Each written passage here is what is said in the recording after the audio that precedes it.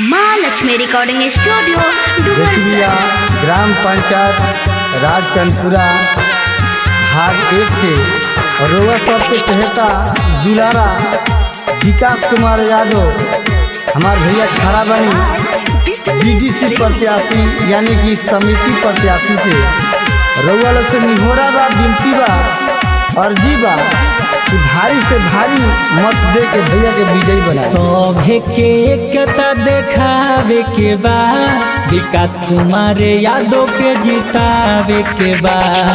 सभे के एकता देखावे के बा विकास कुमार यादव के जितावे के बा।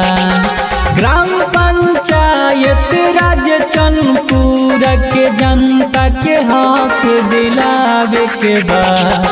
सभे के एकता देखावे के बा विकास कुमार यादव के जितावे के बा।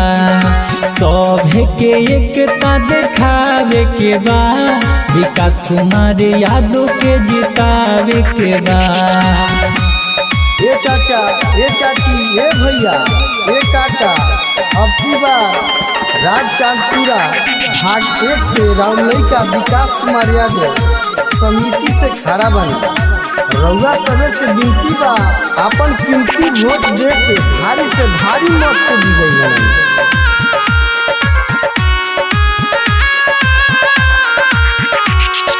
सभे के देत बरतीहा हो हमें गरीब के मसीहा हो। रौरे घर के लइका हमें रौरे लोग में बसे इनकर जिया हो। अरे चाची एक बार जिता के देखिए। हाँ सभे के देत बरतीहा हो हमें गरीब के मसीहा हो।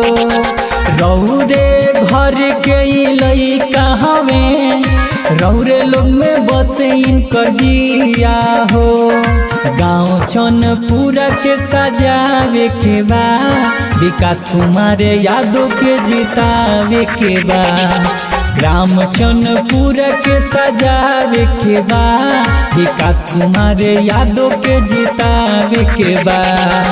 सभे के एकता देखावे के बा विकास कुमार भैया के जितावे के बा। सब पर नसीब चमकावे के बा विकास कुमार यादव के जितावे के बा। सभे के एकता देखावे के बा विकास कुमार भैया के जितावे के बा। ए चाचा, ए चाची, ए भाभी, ए भैया, अब की भुलाए के नहीं थे आपन कीमती वोट दे के हमारा भैया के जितावे के बा। बस रउआ से ये विनती बा हमारा भैया जैसे नेता रउआ ना मिली है। अब वोट दे के विजयी बनाई ई मौका रउआ सब मत गवाई। गहुआ में हो विकास हो केहू न रही निराश हो। सब कर जिंदगी संवर जाई इहे रही इनकर प्रयास हो। अरे काका हाँ गहुआ में हो विकास हो केहू न रही निराश हो।